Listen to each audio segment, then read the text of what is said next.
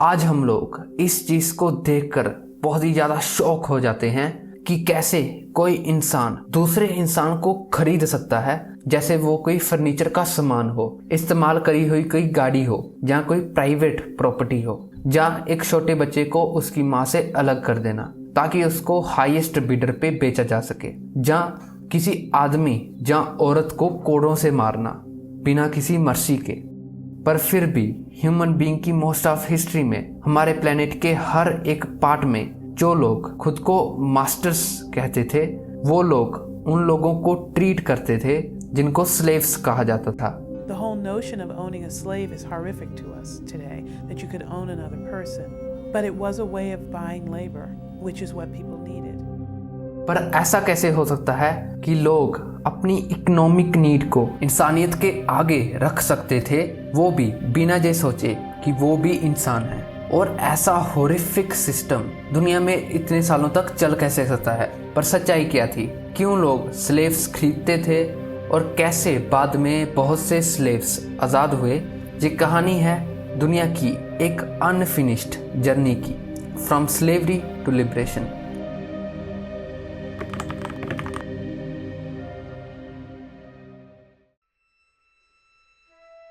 History की beginning से slavery human life का एक पार्ट रही थी। जितने भी आज आप ग्रेट मॉन्यूमेंट्स को देखते हो जो हमारे एंसेस्टर्स हमारे लिए बना के गए थे, वो सोच लीजिए कि स्लेवरी के पीठ पे ही बने थे। स्लेवरी की सबसे पहले शुरुआत होती है एज अ बनाइन फॉर्म में एंशिएंट चाइना, बेबीलोनिया और इसीरिया में, जहाँ पर स्लेवरी एक कोई लाइफ टाइम सेंटेंस नहीं थी और ना ही वो इतनी ज़्यादा इनहेरिटेड थी। इवन एंशिएंट ग्रीक में भी स्लेव्स जो थे वो यूजुअली वॉर्स के प्रिजनर्स थे जो अपने कॉन्कर्स को सर्व करते थे जब तक कोई ट्रीटी साइन ना हो जाए, और उसके बाद वो घर चले जाते थे। पर ये सिर्फ स्लेवरी की बिगनिंग थी। उसके बाद बहुत से दशक लगे, हजारों साल लगे स्लेवरी को एक कल्चरल, ट्रेडिशनल और हिस्टोरिकल फॉर्म में बदलने के लिए। Greece 287 BC। प्लेटो एक बहुत ही फेमस और ग्रेटेस्ट फिलोसोफर ट्रैवल कर रहे थे एथेंस से लेकर सिसिलिया के आइलैंड तक, रूलर डायनीसियस को गवर्नमेंट पर कुछ एडवाइस देने के लिए। पर प्लेटो ने जब डायनीसियस को एक क्रूर राजा होने पर उस पर इल्ज़ाम लगाया, तो डायनीसियस ने अपने गार्ड्स को ऑर्डर दिया कि वो फिलोसोफर को सीज करे और उसको स्लेव्स की तरह हाईएस्ट बिडर पे बेचाए। बाद में प्लेटो ने स्लेवरी को डिस्क्राइब करते हुए कहा कि स्लेव बनना मौत को गले लगाने से भी बदतर है।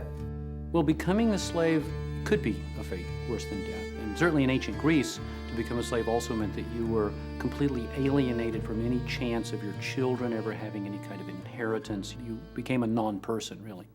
स्लेव्स उस टाइम पे वाइटल थे ग्रीक के लिए, जिन्होंने दुनिया में पहली बार एक स्लेव सोसाइटी बनाई, एक ऐसी सोसाइटी जो स्लेव्स के कामों पर डिपेंड करती थी। अपनी लेबर की सप्लाई को पूरा करने के लिए ग्रीक ने स्लेवरी को शॉर्ट टर्म कंडीशन से ट्रांसफॉर्म करके उसको लाइफ टाइम सेंटेंस में करना शुरू कर दिया। प्लेटो ने बाद में इस चीज को पाया कि स्लेव बनना इतना ही आसान है जितना कि किसी गलत जगह पे चले जाना। पर प्लेटो बहुत ही ज़्यादा किस्मत वाले थे, क्योंकि जब उनकी फैमिली और फ्रेंड्स को इसके बारे में पता चला कि प्लेटो को स्लेव्स की तरह बेच दिया गया है, तो उनकी फैमिली ने जल्दी से जाकर मार्केट में प्लेटो को आज़ाद करा दिया। प्लेटो अपनी आज़ादी के साथ एथेंस वापस आ जाते हैं। प्लेटो ने अपनी बाद वाली ज़िंदगी में ये आर्ग्यू करा कि it was only right to enslave barbarians, not civilised man like himself. Plato के सबसे होनहार स्टूडेंट एरिस्टोटल ने इस लेसन को सीरियसली ले लिया। बाद में एरिस्टोटल ने ऐसी सूडो साइंटिफिक फिलॉसफी दी जिसको हजारों सालों तक यूज करा गया स्लेवरी को जस्टिफाई करने के लिए।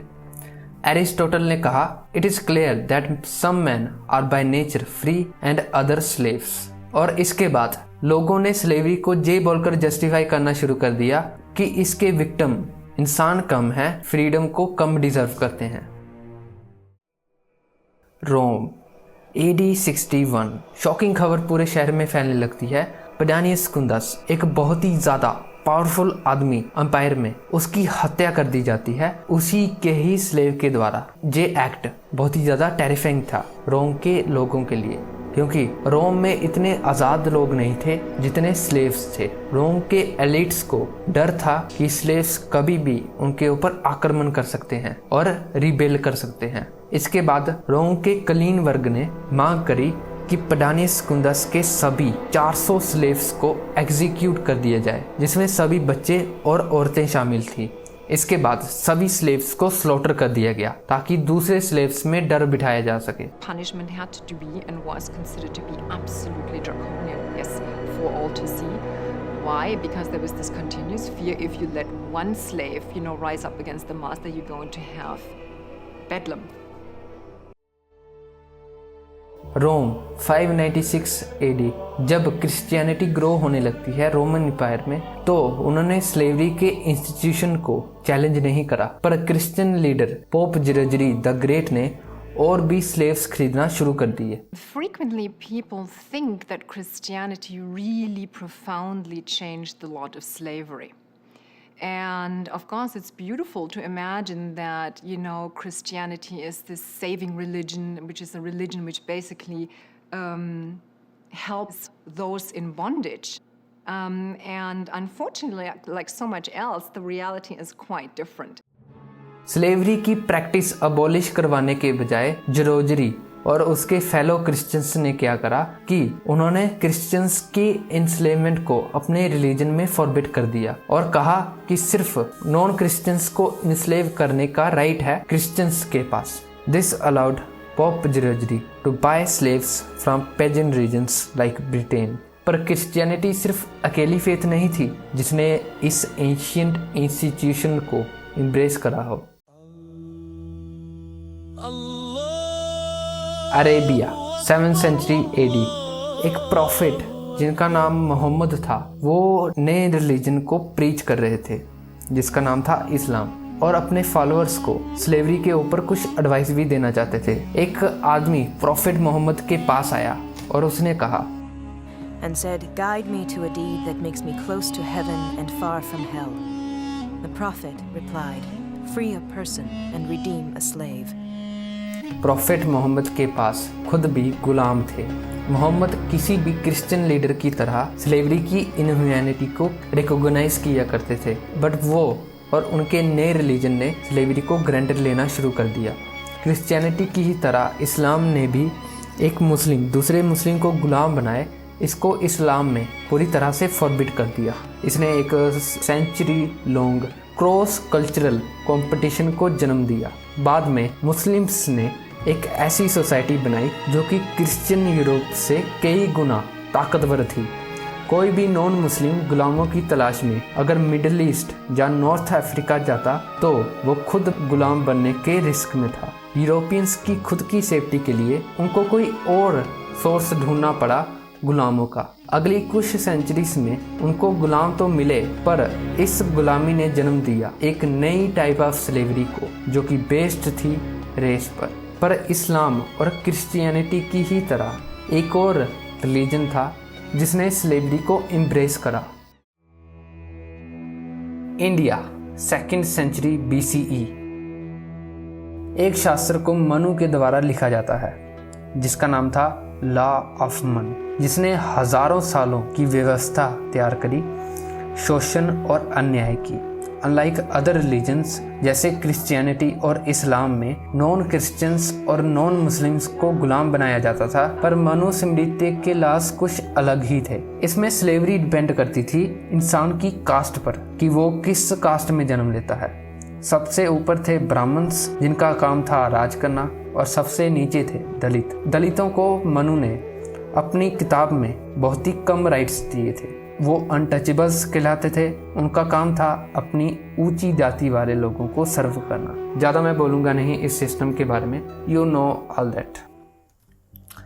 Year 1755 West Africa. एक 11 साल का बच्चा जिसका नाम ओला इकुआना था, वो अपने घर में खेल रहा था जब उसको कुछ लोग अगवा करके जंगल के रास्ते अटलांटिक कोस्ट तक ले जाते हैं। वहां पर उसको साफ करा जाता है और होल्डिंग सेल में रखा जाता है। यूरोपियन स्लेव ट्रेडर्स बाद में आते हैं और इक्वाना और उनके साथियों को अमेरिका की नई यूरोपियन कॉलोनीज में बेच आते हैं। इस टाइम पे 30 मिलियन इनोसेंट विक्टिम्स को उनके घर से अगवा करा जाता है और उनको गुलामों की तरह बेच दिया जाता है। बाद में इक्वाना ने स्लेव शिप के टाइम को रिकॉल करते हुए कहा कि वो उसकी जिंदगी का सबसे डार्केस्ट टाइम था। एज अ अडल्ट इक्वाना अपने फ्रीडम को रीगेन कर लेते हैं और बाद में अपनी लाइफ में पर्पस और फेम भी पाया, एक पैशनेट ओपोनेंट बनकर इस इनह्यूमन कॉमर्स का। पर ज्यादातर उसके साथी इतने किस्मत वाले नहीं थे। सभी स्लेव्स को शिप में भरकर ले जाया जाता, जिसमें वो बहुत ही ज्यादा इमेंस सफरिंग का सामना करते थे। इन लोगों की लाइफ स्लेव शिप में किसी नर्क से कम नहीं थी। 20% ऑफ मैन, वुमेन और चिल्ड्रन इन शिप्स की क्रूल और करोडेड कंडीशंस में अपना दम तोड़ देते थे। इन शिप्स में इन लोगों के लिए ना तो कोई प्रॉपर सैनिटरी फैसिलिटी थी, ना ही इनके लिए बहुत सी जगह थी कि वो खड़े हो सकें और स्ट्रेचिंग वगैरह कर सकें। इन लोगों को फोर्सफुली वहाँ पर पेशाब और टॉयलेट भी करना पड़ता था जहाँ पर वो पड़े थे। स्लेव्स को यूजुअली बहुत ही क्रैम्प्ड और अनहाइजेनिक जगहों में रखा जाता था। उनको वैसे रखा जाता जैसे वो कोई सामान हो। उसके बाद जो लोग शिप्स में सरवाइव कर जाते थे उनको बाद में बहुत ही हार्श जगहों में काम करना पड़ता था, जैसे प्लांटेशन और फार्म्स में 15-15 घंटे काम करवाया जाता, जिसमें अगर वो अपना डेली कोटा पूरा नहीं कर पाते तो उनको इसके कड़ी सजा दी जाती, जैसे कोड़े मारना। उसके बाद फैमिली सेपरेशन तो आम बात थी, क्योंकि स्लेव्स तो प्रॉपर्टी थे ना। यूजुअली मदर्स को उनके बच्चों से अलग कर दिया जाता, जिसमें स्लेव्स और उनके बच्चे बहुत ही ज़्यादा सफ़र करते। लेबर और शिप्स के अलावा जो ब्लैक पीपल्स को सहना पड़ा वो थी मेडिकल एक्सपेरिमेंट्स, जैसे आज हम चूहों और खरगोशों पर करते हैं।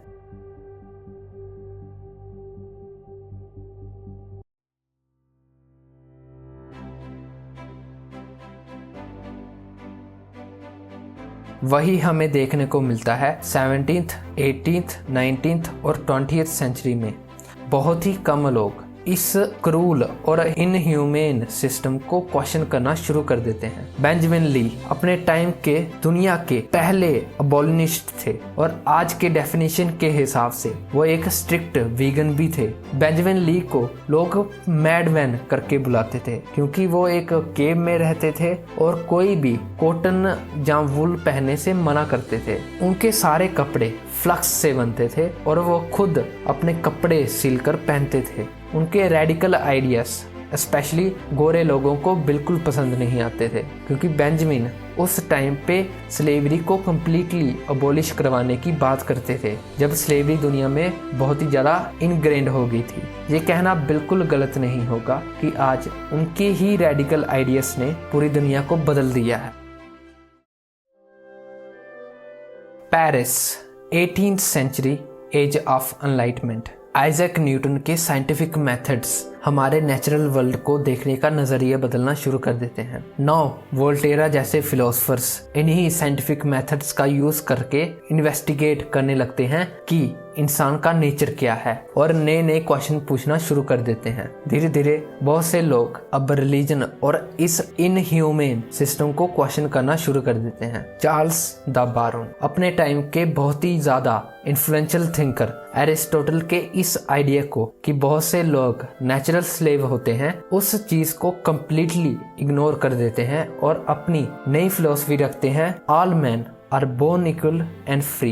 ये आइडियाज आज के समय में आपको सुनने में बहुत ही ज्यादा आम लग सकते हैं, पर उस टाइम पे ये आइडियाज बहुत ही ज्यादा रेडिकल थे। 1794 फ्रांस एक पहला देश बनता है जो अपनी टेरिटरी में स्लेवरी को कंप्लीटली अबॉलिश कर देता है। उसके बाद ब्रिटेन 1807 में स्लेव ट्रेड को बैन कर देता है और 1833 में स्लेवरी को भी। उसके बाद United states president Abraham Lincoln अपने देश में 18 दिसंबर 1865 में स्लेवरी को अबॉलिश कर देते हैं। उसके बाद धीरे धीरे सभी देश स्लेवरी को अबॉलिश करना शुरू कर देते हैं। 1945 में यूनाइटेड नेशंस की स्थापना होती है और 1948 में universal declaration of human rights जैसे ड्राफ्ट में स्लेवरी को एक इलीगल ऑफेंस बताकर इसको ग्लोबली अबॉलिश करा दिया जाता है। हालांकि स्लेवरी भले ही पूरी दुनिया में रेयर हो गई हो, पर दुनिया में आज भी 50 मिलियन लोग हैं जो अभी भी मॉडर्न डे स्लेवरी में फंसे हुए हैं। बहुत से क्रिमिनल्स हैं जो आज भी इस पुरानी सड़ी गली व्यवस्था को कंटिन्यू रखना चाहते हैं और हमारी ही जनरेशन की जिम्मेदारी है कि हम इस सिस्टम को कंप्लीटली जड़ से खत्म कर दें और इन लोगों को आजाद जीवन जीने का मौका दें।